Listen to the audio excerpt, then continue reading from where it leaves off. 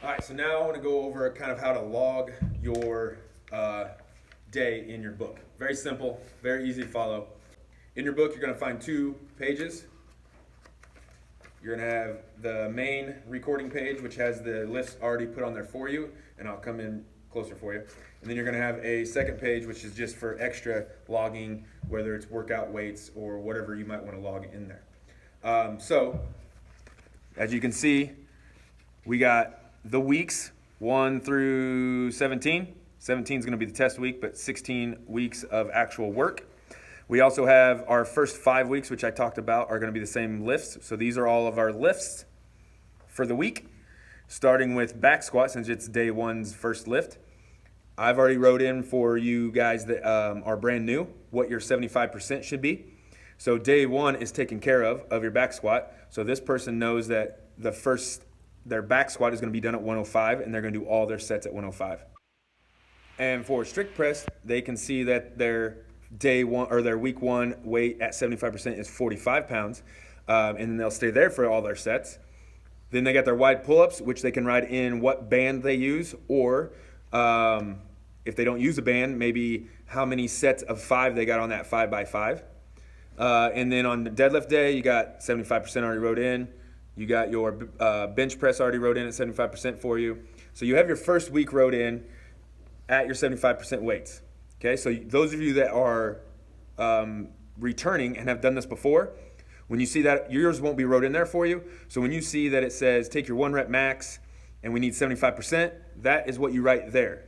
Okay, your maxes will be down on the bottom of your paper, or there'll be a video, which you're going to see here in a few seconds, that'll show you how to find your maxes if it's not wrote down here, how to find them and how you can use that to log your 1 rep maxes and get your percents off of it. Okay, so week 1 is wrote in there for you.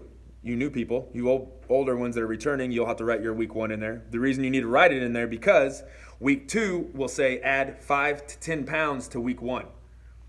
And I don't want you having to be like, hey, what was the percent last week? What are we supposed to be doing? You shouldn't have to ask me, and you shouldn't have to look it up, because all you should look at is that last week you did 105, 5 to 10 pounds. You're going to write it. Week 2, you're going to write that you did 115 or 110.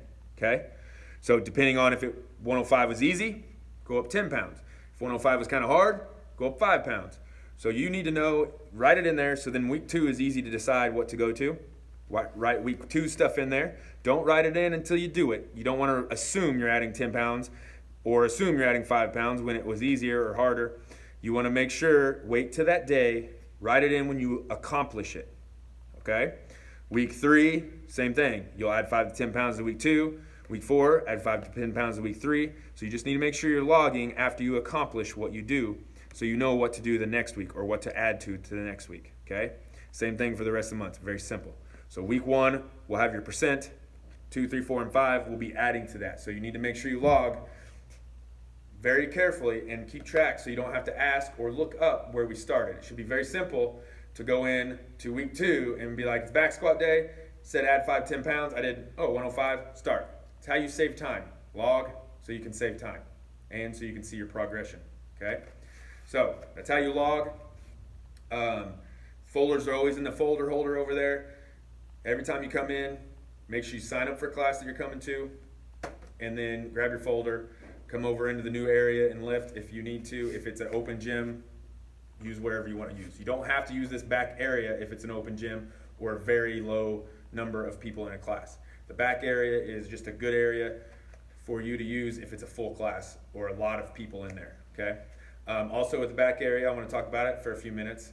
Remember to leave all the weights and bars back in this area. The stuff that's back here should stay here, okay?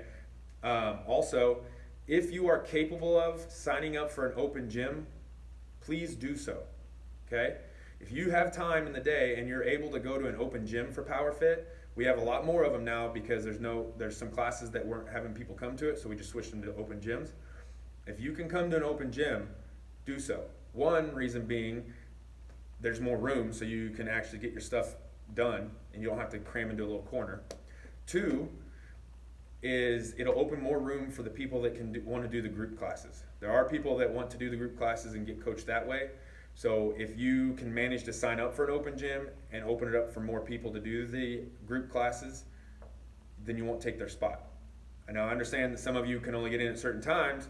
That's why I allow you to sign up for class and come in at any time you want. But some of you I know are capable of going anytime that you want.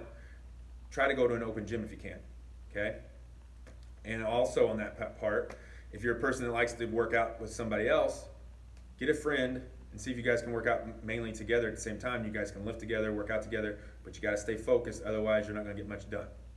For those of you doing the weightlifting path, the one with the clean and jerk and the snatch focus, you'll have the same setup as what I went over with the powerlifting or strength lifting path. You'll have the 4 days of actual lifting with the 5th recovery day and the 6th off day, and you can set your week up just like I shown them. The only difference is you're going to have different heavies, but you'll have the same WOD. Okay, so whatever I went over, I don't need to make another video for you because it's going to be the same format, same layout. You just need to look at the website where it's under menu where it says weightlifting and see your day, and it'll give you your lifts you're supposed to do before your WOD. All right, I'm going to show you how to find your maxes and log them in the WOD Hopper. You just need to go where you sign up for class, click on benchmarks, my benchmarks, search whatever movement you want to log or check out. Let's do back squat. You type it in, click done, and it shows you all the types of back squats. Click on the one you need. Let's say 1 rep max. You can switch it if you get a new 1 rep max, or just if you need to see what it is. So again, just go to where you sign up for classes, click on benchmarks, my benchmarks, and search for the one you want to use.